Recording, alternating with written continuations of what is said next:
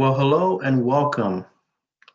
First and foremost, I really want to thank you all for being here at our flower arranging workshop.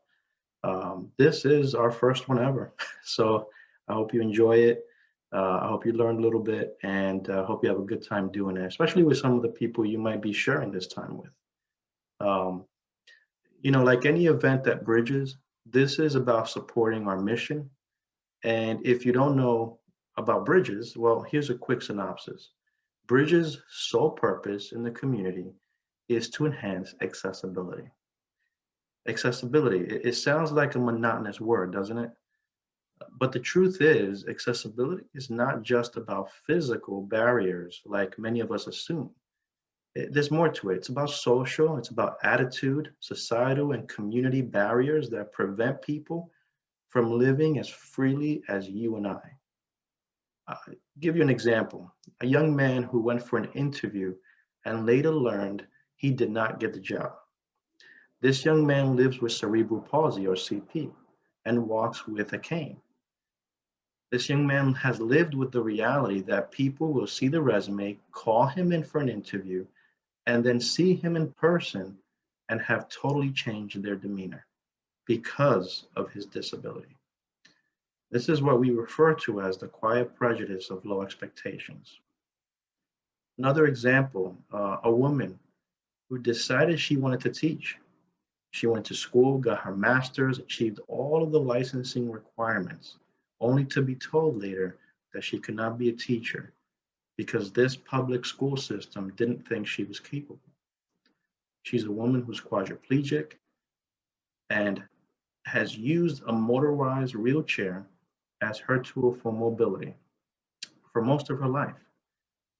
By the way, she sued the school district and won, and was able to teach students for many years before retiring, and now is an internationally known advocate for people with disabilities.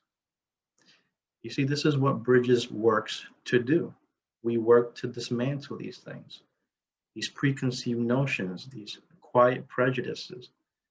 We're about building access so that people with disabilities can lead and live an independent life like you and I, or any able-bodied person. So your support today helps us move our mission forward to improve accessibility, especially here in Rockland County, but also throughout the region so that people with disabilities know and feel like the contributors and the citizens that they are. There's much more work to be done. You consider factors that create barriers in the first place in our community, like transportation, the fact that there's inadequate or inaccessible housing options for people, healthcare, and so much more.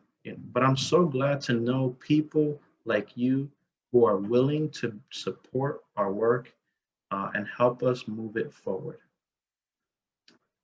For more information on Bridges and all of the services that we provide, visit our website, bridgesrc.org.